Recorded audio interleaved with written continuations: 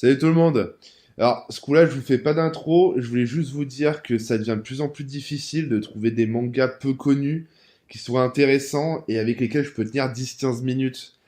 Du coup, j'ai décidé de ne plus faire beaucoup de vidéos comme ça, d'en faire plus au fur et à mesure que j'en trouverai des intéressants et que je voudrais vous présenter.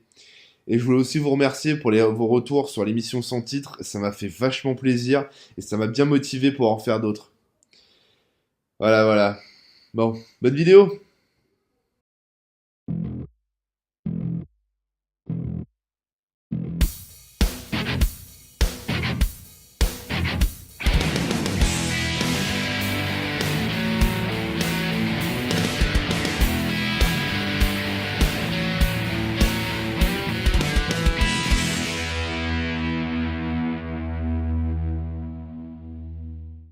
Salut tout le monde, aujourd'hui je vous parle de Pacte. Écrit et dessiné par Kuji Shinosuke, Pacte est prépublié dans le Weekly Young Magazine. Il a été édité au Japon par Kodansha entre 2014 et 2015, et en France par Pitia en 2017. L'histoire commence avec la gigantesque explosion d'une bombe à azote. Ok, alors déjà une bombe à azote c'est ça. Et vous vous rendez compte quand même qu'avec une explosion comme ça, normalement il n'y a plus rien de vivant sur Terre. Hein. Comment ça, les bombes, ça devrait pas exister? Ouais, ça va, ça sert pas qu'à tuer les bombes, y a d'autres utilités. Ouais, bah laisse-moi 2 secondes, je t'en trouvais une. Imaginons, t'as un petit peu de chien dent dans le jardin, et tu veux désherber histoire de faire propre. Dans le vue d'un barbecue entre amis, famille, voisins, connards, enfin bon, t'as compris. Tu balances une bombe à azote sur le merdier. Mec, t'as plus rien à 40 000 bornes. Et puis ça te fait tout, hein. Les mauvaises herbes, les rats, les taupes, le gamin, le chat, le chien, même ta belle-mère, même ta baraque, elle dépasse plus. Ah, par contre, t'oublies pas de mettre des gants parce que c'est un petit peu agressif. Pendant une réunion de l'état-major du Japon, un homme annonce que la quasi-totalité du territoire américain a été submergée par le tsunami causé par l'explosion.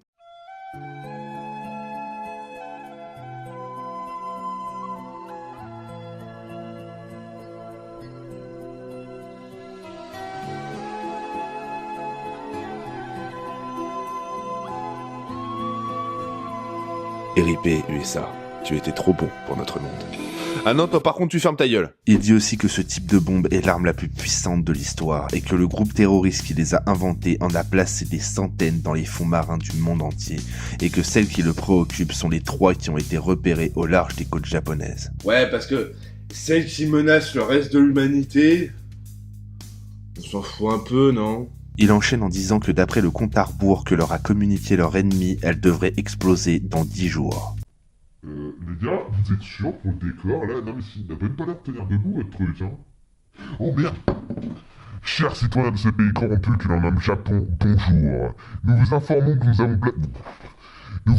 nous avons placé 3 bombes au large de votre pays dans le but de le détruire.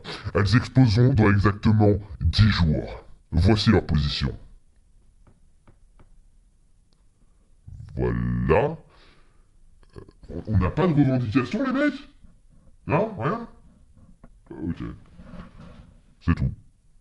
Bisous. L'homme annonce qu'il a envoyé sur place l'équipe opérationnelle de déminage, ou EOD. Ses interlocuteurs lui rappellent que l'EOD américaine avait échoué, ce à quoi il répond qu'il n'y a pas d'inquiétude à avoir, car la leur a dans ses rangs une arme secrète. Oh putain, encore un truc illogique. Il les accumule ce manga, hein, c'est dingue, hein. Autant tout à l'heure, je voyais ce que tu voulais dire, autant là, pas du tout.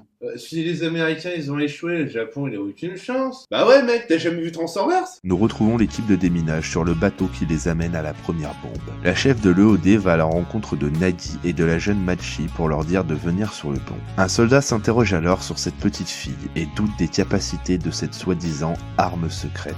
La chef lui explique alors qu'elle est un génie et qu'aucune bombe ne peut lui résister, mais qu'elle souffre de troubles de la personnalité dépendante et que sans son tuteur, à savoir Nagi, elle panique. Bon ok, ce coup-là je dis rien parce que ça existe vraiment ce genre de trouble. Bah pourquoi tu l'ouvres alors? Bah c'est vrai ça, pourquoi tu l'interromps? Ouais, ferme-la. Mais allez vous faire foutre. Nagi et Machi se promettent de nettoyer le monde de toutes ces bombes. avant de plonger. Ils entrent dans le sous-marin qui contient la bombe et arrivent jusqu'à cette dernière. La chef dit alors à Machi de se concentrer sur le désamorçage et de ne pas s'occuper de ce qui se passe autour d'elle. La jeune fille, quant à elle, leur fait promettre de ne pas mourir. Les démineurs commencent alors l'opération de désamorçage, pendant que les soldats se mettent en position pour les protéger. Malgré la complexité du programme, Machi avance le travail, mais déclenche le système de sécurité. Des petites bombes à tête chercheuse se déversent alors en masse dans le sous-marin et réduisent le bataillon en charpie. Une d'elles explose près de la chef et l'éjecte hors de la plateforme. La petite Machi tremble alors de peur. Nagui lui dit de continuer, que tout se passe bien et lui promet qu'elle n'a rien à craindre. La petite, emplie de confiance envers son tuteur, se remet au travail. Le jeune homme de son côté se retrouve tétanisé par la peur devant ce sanglant spectacle. Oh, quel fragile! Ça va, c'est des militaires, ils sont là pour se faire charcuter de toute façon! Putain, c'est marrant, je saurais pas dire si c'est la vérité ou si tu pars encore dans un délire anarchiste. Ferme-la, espèce de tafiole! La jeune fille se rend alors compte que le programme n'est pas connecté à la bombe et enlève la fusée. Une petite bombe arrive alors à son contact. Quand Nike reprend ses esprits, il la retrouve gravement blessée. La petite lui demande alors comment est-ce arrivé. Il lui avait pourtant promis. Nous retrouvons l'état-major outré de ce piège tendu par cette fausse bombe. Le directeur de l'EOD leur rappelle alors qu'il en reste encore 2 qui menacent le Japon. Il lui demande alors comment faire sans Machi, ce à quoi il répond qu'il leur reste encore un atout dans la manche.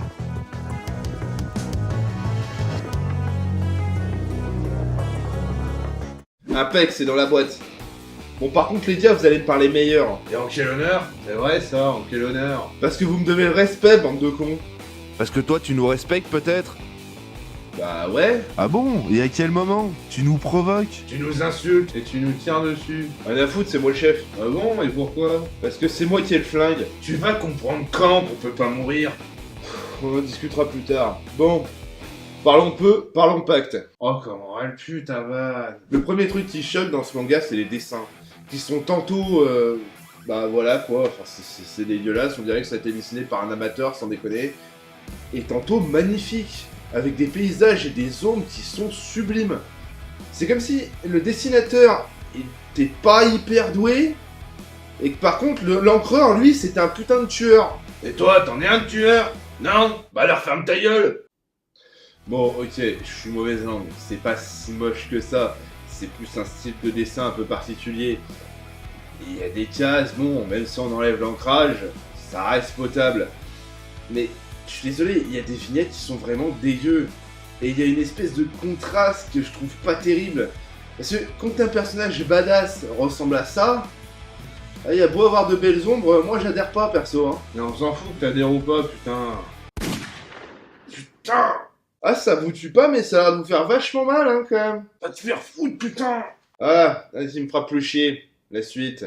Faut avouer par contre que les thèmes abordés et la manière dont ils sont abordés sont assez originaux. En gros, le manga nous montre les 3 opérations de désamorçage des 3 bombes. Et juste là, j'ai envie de dire ça pète, moi. Les personnages sont une équipe de déminage qu'on va suivre dans des opérations hyper compliquées. Et j'ai beau chercher, et j'ai vu ça dans aucun autre manga. Et la manière dont cette thématique est traitée me rappelle pas mal Hiroshima et Nagasaki, et le traumatisme qui a engendré ces catastrophes.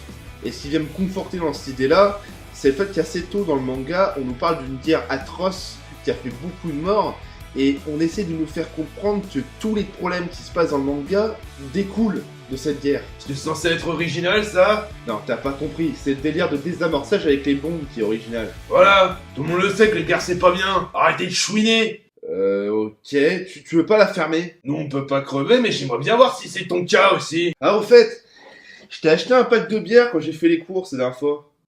Je t'aime. Et moi, tu m'as pris un truc? Bah, pourquoi faire?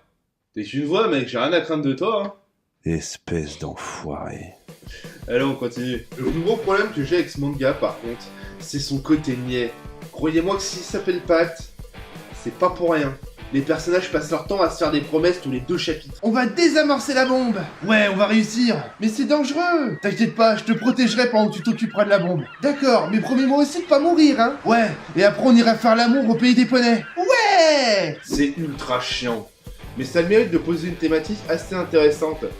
Celle de la jeunesse gonflée d'espoir et de bonnes intentions qui vient se frotter à la dure réalité. C'est toi qui vas te faire tomber. Qu'est-ce que tu fous avec le flingue? Je vais te buter. Ne m'oblige pas à te faire mal. Tu comptes faire quoi avec ton jouet? Je te retourne la question. Hein? What the... Ah, merde! Je crois que t'as oublié que c'était moi qui faisais le montage. Enfin bref, on enchaîne. Les personnages n'ont rien de bien spécial. Ils sont pas inintéressants, mais j'ai pas grand chose à dire sur eux. À part sur elle. Et vu que j'ai pas envie d'être trop vulgaire, je vais éviter d'en parler. Par contre, la relation qu'ils entretiennent les uns avec les autres, elle par contre elle mérite quelques mots. Il y a un contraste assez énorme entre les membres de l'EOD qui passent leur temps à se faire des bisous et à se chamailler, et les soldats qui sont engagés pour les protéger, qui eux agissent en adultes, et qui savent ce que donner sa vie pour son pays veut dire. Il y en a même certains qui sont des maîtres de guerre, et qui sont plus proches de l'arme que du soldat. Mais bon, ceux-là on va pas trop en parler, parce qu'ils apparaissent surtout à la fin. En bref, Pacte c'est certes pas le meilleur manga, il ne vous restera pas pendant des mois dans la tête, mais il reste très sympa à lire par les thèmes qu'il aborde, la manière qu'il a de les aborder, et surtout par son originalité.